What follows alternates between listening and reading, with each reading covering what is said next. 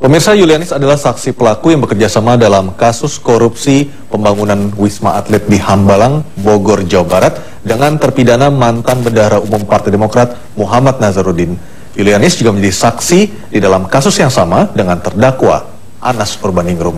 Kepada RCTI, Yulianis berbicara. Dan bersama saya Aryo Ardi, inilah seputar Indonesia Spesial.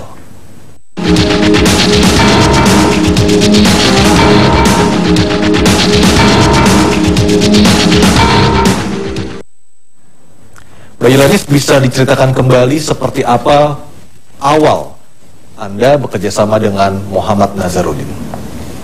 Awal saya kerja sama Pak Nazar itu tahun 2008 September.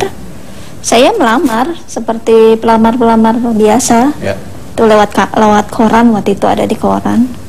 Jadi saya melamar, ya dites biasalah seperti pelamar biasa. Gimana sih, ada tes tertulisnya, ada pengisian form. Prosedurnya normal saja. Dan saya nggak tahu kalau itu punya Pak Nazar.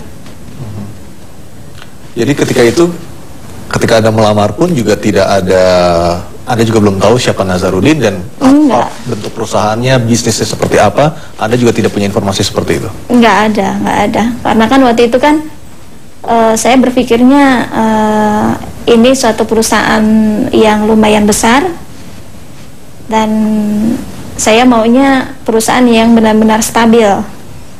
Karena kan saya terakhir itu saya kerjanya di perusahaan Jepang itu. Berapa perusahaan yang dimiliki oleh Nazarudin? Kalau untuk perusahaan yang benar-benar dia miliki itu mungkin sampai 20 atau 30 perusahaan. Itu semuanya dibawa kendali langsung Muhammad Nazarudin? Iya. Jadi di sana tuh ada dua macam perusahaan, Mas. Ada dua macam perusahaan. Satu itu punyanya Pak Nazar langsung. Yang satu ini ada perusahaan-perusahaan pinjaman. Maksudnya pinjaman? Perusahaan pinjaman ini misalnya Mas punya perusahaan, ya. Pekerjaannya punya kita cuma pinjam bendera doang sama Mas. Gitu. Jadi pinjam PT? Pinjam PT. Kenapa masih dibutuhkan untuk meminjam PT milik orang lain, padahal dengan tadi Anda bilang Nazarudin punya puluhan perusahaan? Proyeknya itu kan banyak, Mas. Waktu tahun 2009 itu kalau nggak salah sampai 40 proyek. Satu proyek itu dia itu mesti punya pendamping paling nggak 10. Jadi kalau misalnya ada tender satu proyek, dia masukin 10 perusahaan. Jadi siapapun yang menang, ya, Pak Nazar yang menang. Biasanya perusahaan-perusahaan lain yang masuk dieliminasi dari administrasinya. Dari puluhan perusahaan dimiliki oleh Nazarudin, berapa perusahaan yang Anda kelola secara keuangannya, Bu Yulianis? Sekitar 40 sampai 45 perusahaan. Itu tugas dan tanggung jawab Anda seperti apa persisnya? Saya mengontrol cash flow dari setiap proyek, mengontrol barang-barangnya. Dari puluhan perusahaan yang dimiliki oleh Nazarudin, di mana posisi Anas Urbaningrum? Waktu saya masuk, Pak Anas itu ada di PT Panahatan, kalau nggak salah.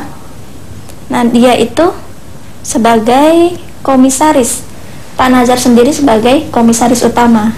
Direkturnya Pak Nasir, kakaknya Pak Nazar. Tapi di Panahatan itu juga kan, karena saya waktu pas pertama masuk itu, saya kan disuruh membereskan pembukuan Panahatan. Hari pertama saya masuk itu, saya udah langsung membereskan PT Panahatan itu. Jadi saya tahu banget PT Panahatan itu gitu loh. Kan kalau namanya PT itu kan ada setoran modalnya gitu kan, ya. Ada siapa pendirinya kan gitu. Yang saya lihat di Panahatan adalah tidak ada setoran modal dari masing-masing pendiri, kayak Pak Nazar, Pak Anas, Pak Nasir, itu nggak ada setoran modalnya. Jadi apa, saham kosong atau seperti apa? Yang saya lihat adalah aliran dana dari Ibu Neneng, istrinya Pak Nazar. Istrinya Pak Nazar, dia mengeluarkan uang 22 miliar untuk beli PT itu, langsung bayar ke Pauline Sitorus. Jadi kalau orang bilang ada setoran dana dari Pak Anas, nggak ada. Karena saya yang beresin pembukuan itu gitu loh. Tetapi nama Anas Urbaningrum ada di dalam akta pendirian Panahatan. Ada dalam sebagai komisaris. Tugas komisaris itu seperti apa di Panahatan, khususnya untuk Anas Urbaningrum? Selama saya megang Panahatan, saya belum pernah yang namanya laporan ke Pak Anas itu. Ini loh, pembukuannya Panahatan, itu nggak pernah. Yang ada adalah saya lapor ke Pak Nazar. Jadi semua keputusan tetap Pak Nazar sama Bu Neneng. Jadi di perusahaan yang lain tidak ada nama Anas Urbaningrum, baik itu sebagai di susunan direksi atau susunan komisaris? Nggak ada. Kan katanya Pak Nazar, Pak Anas ada di Anugrah kan, PT Anugrah Nusantara. Selama saya di sana, kan kalau saya kan harus mengerti akte untuk pelaporan pajak sama membuka keperluan keuangan di bank. Itu kan saya harus pelajari semua. Itu Pak Anas nggak ada.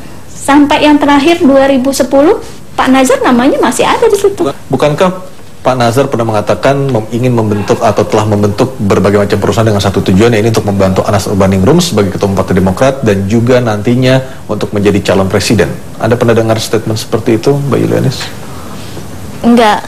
Kalau untuk menjadi ketum, iya, saya dengar. Cuma dalam perjalanannya waktu pas kongres, Pak Nazar itu ngasihnya bukan cuma Pak Anas doang gitu loh. Jadi saya bingung, Pak Nazar ini sebenarnya dukung siapa sih? Karena semuanya dikasih gitu loh. Semua itu artinya semua kandidat calon ketua umum ketika itu? Iya. Ada Anas Urbaningrum, ada Marzuki Ali, ada Andi Malarangeng. Pak Marzuki nggak ada di catatan saya, yang ada cuma Pak Mas Ibas, Pak Andi. Kan itu kan beda jalur kan. Jadi saya bingung waktu itu. Terus saya tanya sama temannya Bu Neneng. Saya tanya, ini Pak Nazar ini dia sebenarnya dukung siapa sih? Kok semuanya dikasih? Saya tanya gitu. Terus apa jawaban dari Bu Neneng ketika itu? Temannya Bu Neneng, bukan Bu Neneng. Terus katanya teman Bu Neneng, mungkin dia investasi. Jadi kalau saya bilang sih, Pak Nazar itu akan melakukan investasi dimanapun. Jadi taruh kebaikan di berbagai macam keranjang, kita ya. Okay. Kalau aku, ya itu kan kalau untuk seorang pengusaha itu kan sah-sah aja, Mas. Ya. Siapapun yang menang ya, dia akan naik gitu. KPK itu perampok. Itu doktrin dia. Alasannya? Alasannya ya semua penegak hukum tuh menurut dia perampok. Karena semua itu dia merasa Pak Nazar bisa bayar mereka itu.